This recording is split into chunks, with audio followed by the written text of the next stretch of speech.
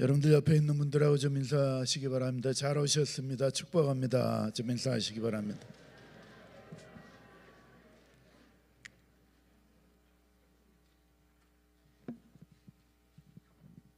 이 시간에 여러분들 아픈 분들 위해서 잠깐 기도하고 시작했으면 좋겠습니다. 우리 말씀 듣는 동안에 몸이 아파서 말씀 듣는데 방해가 된다 그러면은 그것도 힘든 일입니다. 그래서 아픈 데 손을 대시면은 제가 기도하도록 하겠습니다. 할렐루야. 좋으신 하나님 감사합니다. 하나님의 은혜의 손으로 이 시간 함께 하셔서 몸이 아픈 우리 형제 자매들에게 은혜 베풀어 주시기를 원합니다. 예수 그리스도 이름으로 몸의 통증은 없어지고 깨끗함을 받을지어다. 몸의 통증은 없어지고 고통은 없어지고 두통은 사라지고 깨끗함을 받을지어다. 예수 그리스도 이름으로 기도드리옵나이다. 아멘.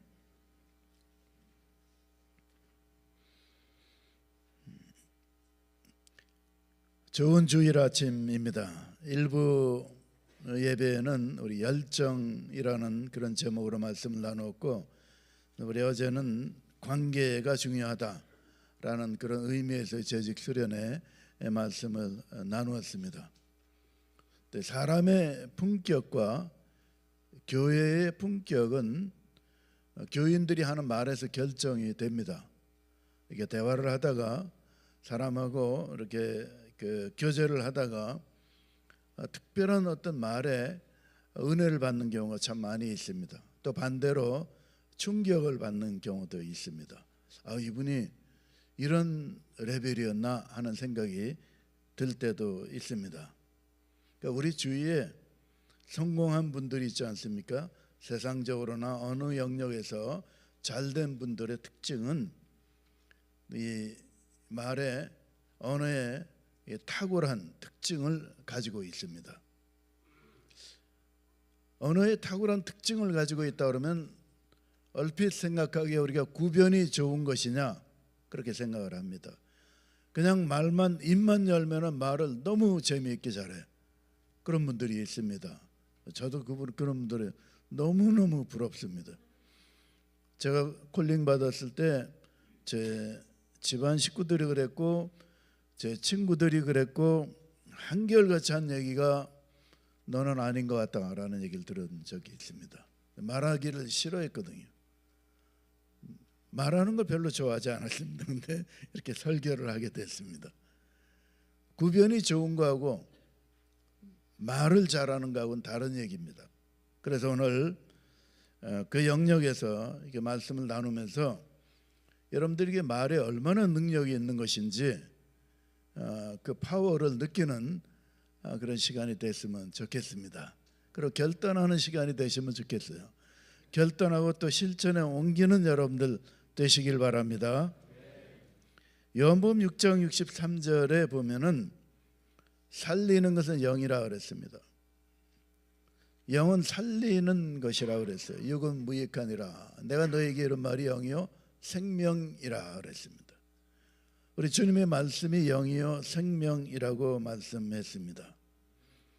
예수님께서 제자들을 파송하실 때에 마태복음 10장에 보면은 그 집에 들어가면서 평안하기를 빌라 그랬어요.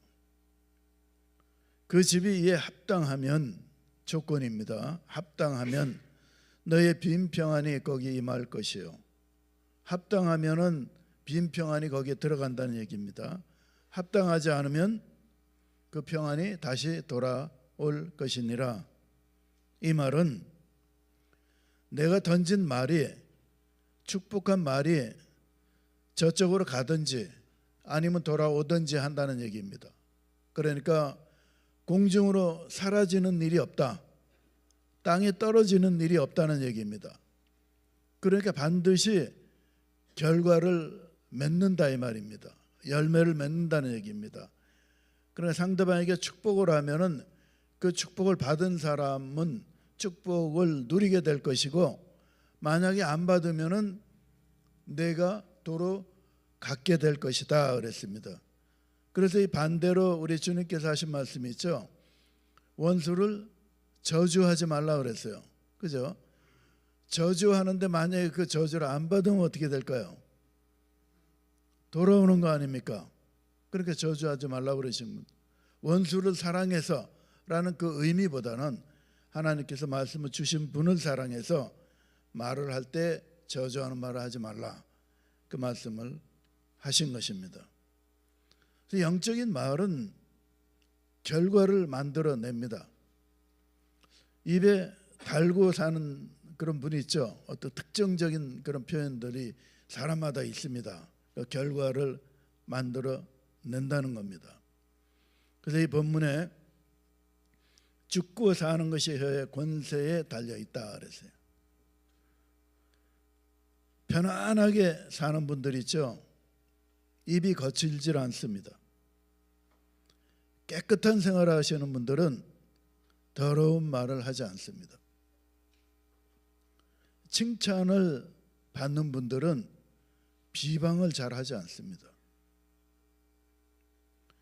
존경을 받는 분은 다른 사람을 무시하는 말을 하지 않습니다. 말이 변해야지 인생이 변하는 겁니다. 내가 형편이 나아지면 말도 변할 텐데 그런 일은 없습니다. 말이 먼저 변해야 됩니다. 우선순위가 분명합니다. 말이 변해야 인생이 변한다. 우리 같이 한번 따라해 보시겠습니까? 말이 변해야 인생이 변한다. 사람은 그 입술의 열매를 먹고 살게 되어 있습니다. 어떤 말을 해야지 내 삶이 풍성하고 교회가 융성하고 기업이 복받을 수 있을까? 그 말에 달려 있는데 몇 가지 말의 특징, 특히 세 가지를 말씀드리기로 합니다. 첫 번째는 이 삶의 틀을 바꾸는 말입니다. 틀이라는 것은 영어로 frame이라고 할 수 있을 거예요. 또 다른 말로 하면 structure라고 할 수 있을 겁니다. 그러니까 이 기둥이 있으면은 이 건물이 있으면은 이 기둥들을 얘기하는 겁니다. 이 건물을 지탱할 수 있는 뼈대를 얘기하는 겁니다. 그 삶의 틀을 이루는 말이 있습니다. 어떤 말이 그럴까요? 어떤 말이 내 삶의 뼈대를 이루는 말이 될까요? 그거는 습관적인 말입니다. 평생 습관적으로 하는 말들이 있습니다. 사람마다 똑같이 그 영역의 말을 합니다. 똑같은 말을 한다는 것이 아니라 자기 스타일에 맞는 말을 합니다. 그래서 누구하고 대화를 하면은 그분 얘기구나 하는 걸 금방 압니다. 어떤 표현이 계속 반복적으로 나오는 것을 느낄 수가 있는 겁니다. 그러니까 내가 가지고 있는 삶의 그 틀이 있지 않습니까? 여러분들 이게 틀이 내 말의 틀이 바뀌어야지만 가능한 겁니다. 내가 붕어빵을 잉어빵으로 만들려고 그러면은 빵 틀을 바꿔야 됩니다. 말 틀을 바꿔야 돼요. 말의 습관을 바꿔야 된다는 말입니다. 무의식 중에 배어있는 말의 습관, 인생을 지배하는 겁니다. 하여튼 무슨 얘기만 들으면 안 될 거야 이런 분들이 있습니다. 안 된대, 무조건 안 된대. 일단은 안 되고 보는 거예요. 그럼 잘 안 돼요. 삶이 잘 안 되는 거예요. 긍정적인 사람하고 부정적인 사람하고의 그 차이는 말의 표현에서 딱 표현이 나는 겁니다. 실수 없이 험담하는 사람도 있어요. 그 틀이 좋은 게 아닙니다. 비관적인 말씀을 하는 분들도 있어요. 형편이 어려워서 그럴 수 있겠죠. 몸이 약해서 그럴 수도 있습니다. 다 이해가 가는데 그럼에도 불구하고 그런 말을 안 하려고 애쓰시는 분들이 있거든요. 그런 게 말의 틀입니다. 사무엘하 18장 27절에 보면 다윗 왕이 이런 얘기를 합니다. 왕이 이르되 그는 좋은 사람이니 좋은 소식을 가져오느니라. 좋은 사람이 좋은 소식을 가져온답니다. 근데 우리의 주위를 둘러보면은 어떤 큰 일, 특히 나쁜 일이 일어나잖아요. 그러면 그냥 불이 나게 달려가서 소식 전하는 사람이 있긴 있어요. 그죠? 맨 먼저 나쁜 소식을 전하는 분들이 우리 주위에는 참 많아요. 그런 분이 되실 필요는 없습니다. 다른 사람을 통해서 들을 겁니다. 근데 내가 일착으로 뛰어가서 나쁜 소식을 자꾸 전해주려고 하는 그 마음이 좋은 마음이 아니라는 거예요. 성경은 나도 모르게 나쁜 것을 선호하는 그 바탕이 깔려 있는 그런 말이라는 겁니다. 그러니까 여러분들 결심을 하나 하세요. 내가 앞으로 살아가면서는 나는 나쁜 소식을 제일 먼저 전하는 사람이 되지 않겠다. 그것은 굉장히 중요한 말입니다. 나쁜 소식을 부지런히 뛰어가서 전하는 사람들이 있습니다. 미련한 사람입니다. 좋은 일이 아닙니다. 좋은 소식을 전하시기 바랍니다. 그 성경은 그렇게 말씀하고 있는 겁니다. 그는 좋은 사람이니까 좋은 소식을 가져올 것이다. 나쁜 언어 습관을 가진 사람은 실제로 나쁜 행동을 합니다. 거기에 따른 행동을 할 수밖에 없어요. 왜냐하면 언어하고 태도가 연결되어 있기 때문에요. 뗄 수가 없어요. 입만 열면은 욕하고 야단치고 막 이래 보세요. 성품도 이상한 사람입니다. 아주 괴팍한 사람일 수 있는 가능성이 굉장히 높은 거예요.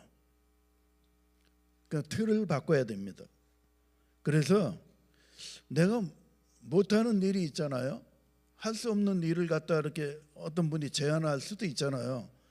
그러면 난 못해요. 그러면 부정적인 사람인가 그런 생각이 들잖아요. 그죠? 그거보다는 내가 대신 노력해 보겠습니다 하는 표현이 훨씬 낫습니다. 그죠? 상대방을 상하게 하지 않고 마음을 거스르지 않고 말을 할 수 있는 그런 지혜가 있다면은 그분에게는 많은 사람들이 따를 거예요. 그래서 여러분들 이 시간에 꼭 기억하시기를, 난 말의 틀을 앞으로 바꾸겠다, 좋은 것으로 바꾸겠다, 결단하는 여러분들 되시길 바랍니다. 그러려면 어떻게 해야 될까요? 나도 그렇게 하고 싶은데 그러려면 어떻게 해야 될까? 그거 굉장히 중요한 이슈죠.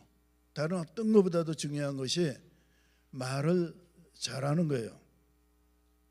야고보서에 보면은 3장 7절에 여러 종류와 짐승과 새와 이 벌레와 바다의 생물은 사람들이 다 길들일 수 있고 길들여 왔다 그랬습니다. 지금까지 대단하죠. 벌레까지 길들이는 거 보면. 그런데 사람의 혀는 길들일 수가 없다 그랬어요. 사람의 혀는 길들일 수가 없다는 거예요. 왜 길들여야 되는 겁니까? 혀를 왜 길들인다는 표현을 할까요? 혀가 이렇게 말을 안 들어요. 우리 생각을 따라서 이렇게 움직여가는 게 아니라 좀 이상합니다. 그래서 1절에 보면은 이런 표현이 있어요. 사람이 다 실수가 많은데 만약에 말에 실수가 없는 자라면 온전한 자라 그랬어요. 말에 실수가 없으면 온전한 사람이라는 거예요. 그러면서 이런 표현을 합니다. 능히 온 몸도 굴레 씌우리라 그랬어요. 이 몸에 굴레를 씌우는 게 좋다는 표현을 한 거예요. 그죠? 왜 굴레를 씌울까요? 굴레가 뭡니까? 함부로 움직이지 못하게 하는 거잖아요. 그런 용도로 쓰이는 겁니다. 그러니까 우리 이 사람의 몸은 지멋대로 가길 좋아한다는 거예요. 그런데 지멋대로 가는데 그걸 통제하는 게 뭐냐면은 혀라는 거예요. 그러면서 이런 예를 들잖아요. 말에 왜 입에 재갈을 물리는 이유가 뭐냐? 그 말의 입에 재갈을 물리면은 그 말을 우리에게 순종하게 하려고 온몸을 제어하는 것이라 그랬어요. 말에 입에 딱 재갈을 물리면은 말을 잘 듣는다는 거예요. 그죠? 또 비유를 들죠. 큰 배를 보라는 거예요.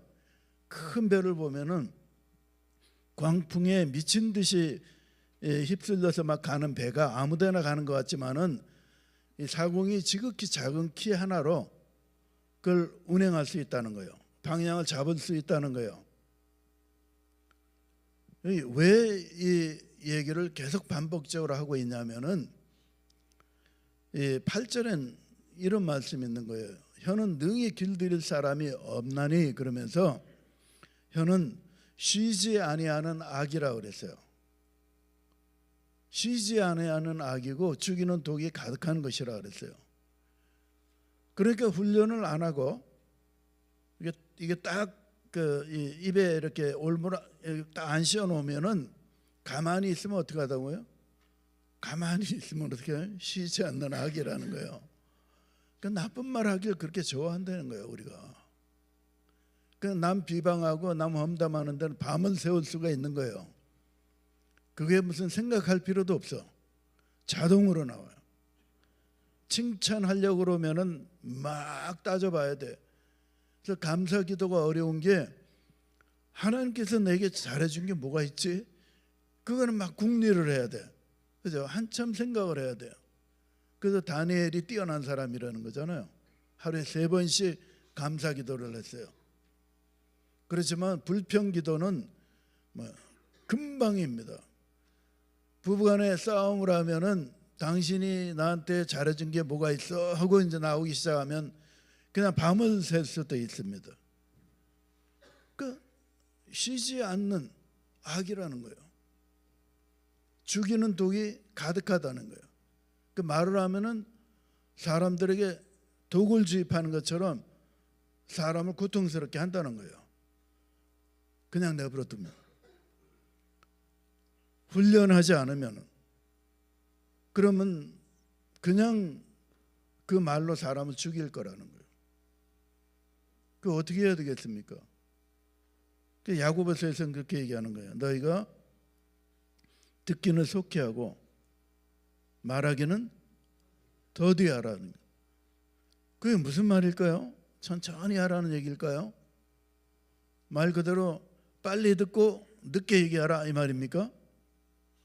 그 말 그대로 그 뜻이 있기도 하지만은, 여러분들 이게 딱 듣잖아요.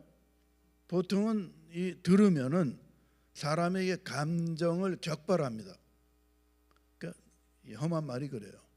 나를 이렇게 치는 말이라든가 나를 힘들게 하는 말, 이런 말들은 금방 반응이 올라와요. 그것 때문에 사고가 많이 일어나죠. 그럴 때는 어떻게 해야 되겠습니까? 숨을 한 모금 쉬셔야 돼요. 숨을 한번 쉬어야 돼요. 반응을 바로 보이지 말라는 거예요. 가능하면 그 다음 날 보이는 게 더 좋습니다. 그 다음 날 보이면은 그때의 감정이 많이 순화되어 있어요. 실수를 덜 한다는 거예요.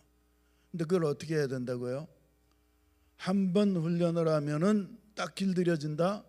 그런 게 없다는 거예요. 길들여지는 적이 없다는 거예요. 그러니까 어떻게 하라는 거예요?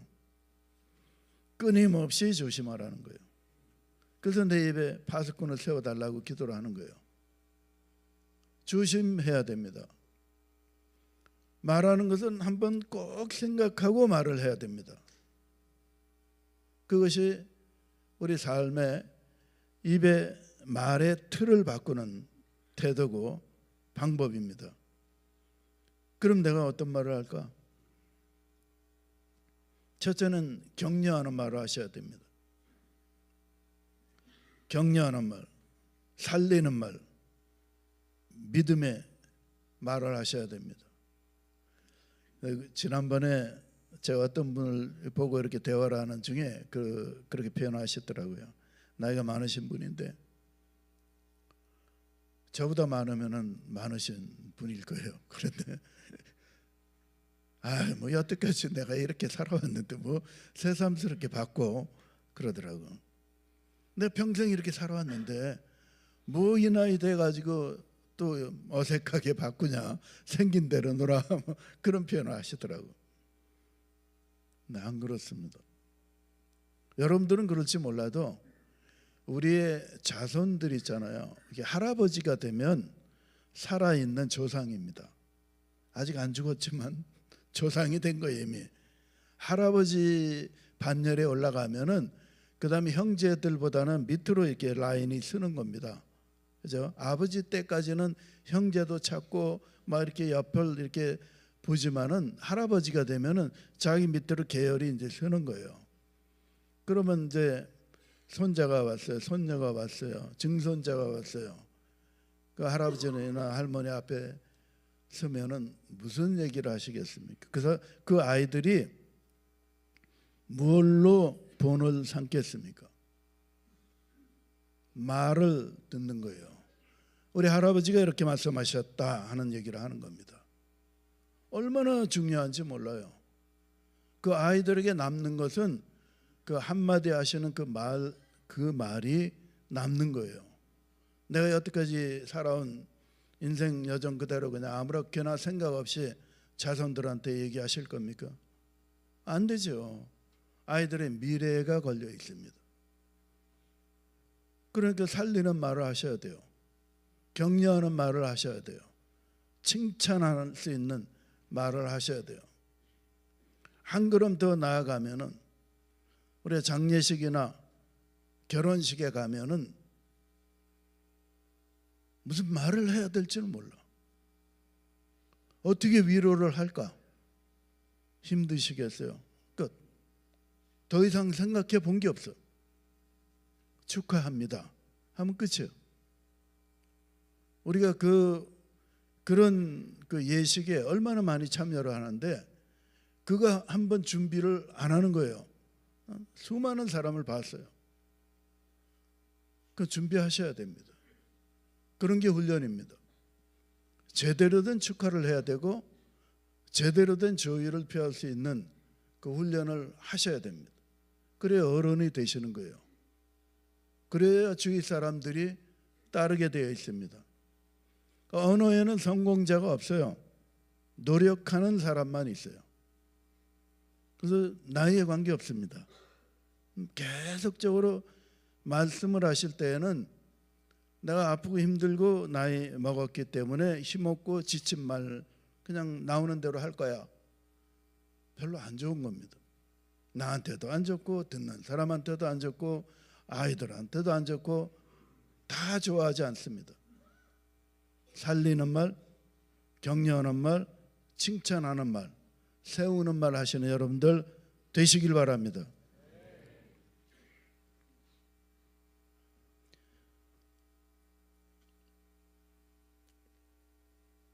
다산 정약용 선생이 이런 표현을 했어요. 약간 제가 바꿨습니다만은 겸손한 말은 주위 사람들을 머물게 합니다. 칭찬하는 말은 여러 사람을 가까이 만들 것입니다. 포용하는 말은 많은 사람을 따르게 할 겁니다. 공감하는 깊은 마음의 말은 지치고 힘든 사람들을 감동시킬 것입니다.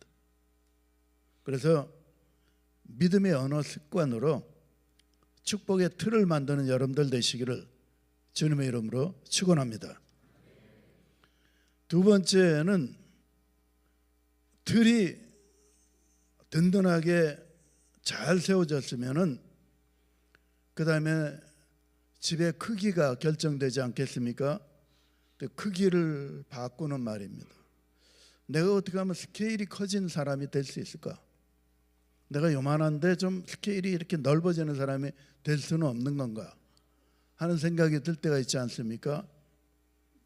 그럴 때는 주위에 있는 사람이나 이 사업체에 축복하는 여러분들 되시기 바랍니다. 배가 아픈데요. 옆집이 장사가 잘 되면 배가 아파요. 축복하는 게 쉽지가 않잖아요. 같은 비즈니스 하고 있는데 옆 가게는 잘 되고 나는 잘 안 돼. 그 축복이 되겠습니까? 목회를 하면서 옆 교회는 잘 되는데 나는 잘 안 돼. 목회자는 아주 거기에 아주 완전 걸려 있는 사람들이에요. 제가 목회하면서 한 10년쯤 지난 후에 깨달은 게 그겁니다. 난 절대로 시기하지 않겠다 그랬어요. 내 옆에 있는 교회가 잘 되면 축복하리라 결단을 한 적이 있었어요. 여러분들 시기하고 질투하면은, 남의 성공한 부분을 시기하고 질투하면은 내 마음이 거기에 올라가는 것을 싫어하게 됩니다. 어떤 거하고 같으냐면은, 내가 서울에 갔습니다. 새벽 4시에 일어나야 됩니다. 도착해서 시차도 있습니다. 그런데 새벽 4시에 일어나서 집회를 가야 되니까 알람을 셋업해 놓는데 그 머무는 집에 알람이 울면은 다른 사람이 그렇게 일찍 일어나야 될 이유가 없으니까 민폐가 됩니다. 그런데 안 일어나면 안 되니까 셋업을 해놨습니다. 알람은 아주 요새는 잘 만들어가지고 모든 사람을 깨웁니다. 요란 벅적지근하게 그냥 막 울거든요. 반복해서 울고. 그래서 신경이 쓰이잖아요. 근데 내가 자기 전에 난 내일 아침에 4시까지는 꼭 일어나야 돼 하고 나한테 다짐을 하고 자면은 신기하게도 알람 울기 직전에 일어나서 알람을 끕니다. 많은 사람이 경험하고 있는 거예요. 그러니까 내가 이때 이거 해야 돼 그러면은 내 몸이 듣고 있다는 얘기입니다. 시차까지 다 계산해 가지고. 신기하죠. 몸은 신기합니다. 남이 성공했습니다.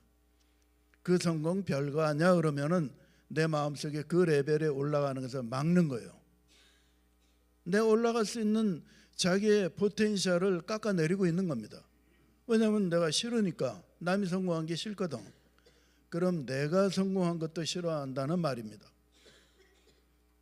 사람은 좀 바보 같은 데가 있어요. 여러분들 몸이 아픈 수술하고 난 다음에 통증이 엄청나게 있잖아요. 그래서 뭐 이렇게 꼬매야 되잖아요. 그러면 뭐 진통제를 안 먹으면 너무너무 아픈 거예요. 그래서 진통제를 놓으면 어떻게 할까요? 못 느끼죠? 안 아픈 건가요? 못 느끼는 건가요? 못 느끼는 거죠? 근데 우리 몸은 어떻게 생각하냐면은 안 아프네. 그리고 나으려고 하는 노력을 안 한다는 거예요. 몸이 안 아프다는 거야. 정의를 그렇게 내렸어. 그래서 의사분들이 그런 얘기를 합니다. 진통제를 조금 모자라게 준다는 거예요. 아픔을 느껴야 된다는 거예요. 아픔을 느끼면은 아프네. 그리고 이 안에서 이렇게 힐링 이런 리액션이 일어나는데, 진통제를 많이 주면 안 아픈 건 좋은데 근데 안 아프다고 진짜 생각을 한다는 거예요, 몸이. 그래서 그런 활동을 안 한다는 거예요. 그래서 낫는 게 더뎌진다는 거예요. 그거에 따른 후유증도 있다는 거예요. 사람이 좀 미련하죠. 몸도 좀 따라오는 것 같아요. 그 실제로 있는 현상입니다. 여러분들 우리 주위에 잘된 분들 있잖아요. 진정으로 축복하시기 바랍니다. 그럼 그 레벨에 나는 가는 겁니다. 역교회가 부흥하면 축복해 주시기 바랍니다. 그 레벨로 가는 겁니다. 왜냐하면 내가 좋아하니까. 그런 그 마인드가 우리를 살게 합니다. 하나님의 축복이 그 가운데 넘쳐나게 되는 겁니다. 왜냐하면 내 말이 내 자신을 이끄는 능력이 있기 때문에 그렇습니다. 나도 그 성공자처럼 닮아가게 하는 능력이 생기기 때문에 그렇습니다. 뛰어난 리더는 믿음의 영향력을 미치는 말을 하는 것입니다. 다른 사람의 성공을 축복할 수 있는 그릇이 되는 사람입니다. 믿음의 말을 하는 사람에게는 따르는 사람들이 생기기 마련입니다. 그래서 이 축복의 말은 우리를 크게 만드는 겁니다. 축복의 말을 하는 여러분들 되시기 바랍니다. 축복하는 여러분들 되시기를. 그래서 체리힐 제1교회가 아주 크게 성장하는 그런 교회가 되기를 주님의 이름으로 축원합니다. 세 번째는 건물이 크게 멋있게 지어졌습니다. 안에 인테리어가 있어야 되지 않겠습니까? 그게 좋아야지 삶의 질이 높아집니다. 덩치가 크고 뼈대가 훌륭해도 속이 불편한 그런 시설로 돼 있다 그러면은 큰 의미가 없잖아요. 누릴 수가 없으니까. 그래서 질이 중요합니다. 삶의 질이 중요하다는 얘기입니다. 살아가는 순간순간에 누리는 것이 있어야 된다는 말입니다. 어떻게 하면 누릴 수 있을까요? 감사의 말을 하는 겁니다. 고맙다고 말을 하는 겁니다. 고맙다고 말을 하지 않으면 늘 부족해요. 크기도 부족해. 아무리 크게 줘도 이게 좀 적네 그런 생각이 드는 거예요. 고마운 생각이 없으면 자기에게 넘쳐나는 것이 없습니다. 남에게 나눠줄 게 없어요. 왜냐하면 내 코가 석자거든. 감사하는 마음이 없으면 항상 자기만 바라봐요. 내 발밑만 바라보는 거예요. 걸어가는 자기 발밑만 보지 다른 사람을 볼 능력도 없고 시간도 없고 여유도 없습니다. 삶의 질은 우리가 살아가면서 보면은 상대적인 걸 많이 느끼게 됩니다. 그런데 감사하는 사람은 여유가 있는 사람입니다. 또 다른 말로 하면 여유가 생겨나는 사람입니다. 감사하는 사람, 제가 우리 김 목사님에게 너무 고맙고 감사합니다 인사를 하잖아요. 진심으로 하잖아요. 그럼 그 다음에 따르는 게 뭘까요? 뭐가 따른다고 생각하세요? 내가 뭐 있으면 좀 줘야 되겠다 하는 게 따르는 거예요.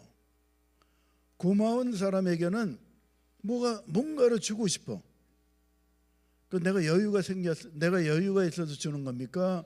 고마운 마음이 있어서 주는 겁니까? 고마운 마음이 있어서 주는 겁니다. 그런데 묘하게도 고마운 마음이 있어서 주면은 주려고 하는 그 가운데 마음의 여유가 생겨나게 된다는 거예요. 그 사람이 달라지는 거죠. 그래서 누릴 수 있는 삶이 되는 겁니다. 하나님께 나오는 것도 하나님이 그렇게 말씀하십니다. 시편 50편에 보니까 감사로 하나님께 제사를 드린다 그랬어요. 50편 23절에 감사로 제사를 드리는 자가 나를 영화롭게 한다고 그랬어요. 감사함으로 그 문에 들어가라고 그랬어요. 많은 사람이 우리 주위에 스쳐 지나갑니다. 어느 분이 여러분들 기억에 남습니까? 유능한 사람이 남습니까? 지위가 높은 사람이 왜 콧물이 흘리지? 목사님, 나 콧물 흐릅니다. 예, 물러갈지어다.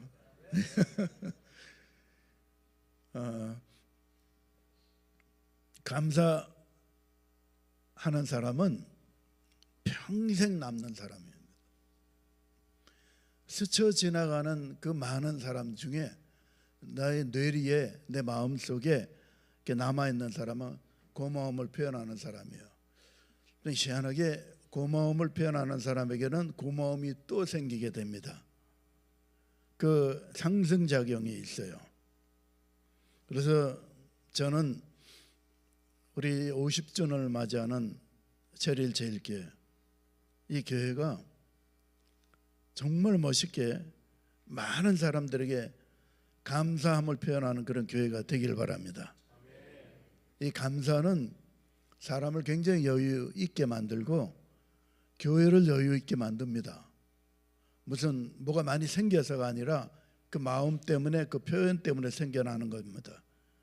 그게 우리 삶을 기분 좋게 하는 거고 누릴 수 있게 하고 질을 높이는 겁니다. 이 감사는 또 한 가지 아주 좋은 그런 축복이 있는데요. 골로새서 4장 2절에 보면은 기도를 계속해라. 그런데 그 다음 말이 참 귀한 말입니다. 뭐라고 되어 있습니까? 같이 한번 읽을까요? 기도를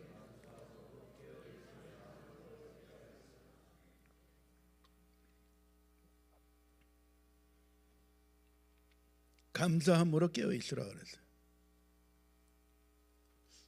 감사함으로 뭐에 깨어 있는 겁니까? 기도에 깨어 있는 겁니다. 왜 이 표현을 할까요? 왜 이 말씀을 하시는 건가요? 우리는 부족한 존재입니다. 하나님께 나아갈 때 저는 하나님과 교제하기를 원합니다 하고 기도하는 것은 그거 좀 투머치한 것 같아요. 저는 항상 그런 생각이 있습니다. 내가 부족하니까 하나님께 뭘 달라고 가는 것이 무슨 교제야. 내가 대등한 것도 아니고 난 피조물이고 하나님 창조주이시고, 그러니까 하나님께서 나를 어떻게 받아주시면 참 고맙겠다. 그 가운데 내가 필요한 것이 있다고 이렇게 나가는 거 아닙니까? 원래 그 모습으로 나간다고 생각을 합니다. 그래서 응답을 많이 받죠. 하나님께 감사하죠. 그런데 하나님께 감사하면 어떤 현상이 생기냐면은, 내가 받은 물건을 감사하다가요, 조금만 지나면은 인생이 무엇이간데 하나님이 그렇게 인생을 생각하시나이까 하는 고백을 하게 돼 있어요. 내가 도대체 누구라고 하나님이 나한테 그렇게 베풀어 주시는 건가요? 그렇게 생각하게 돼 있다니까요.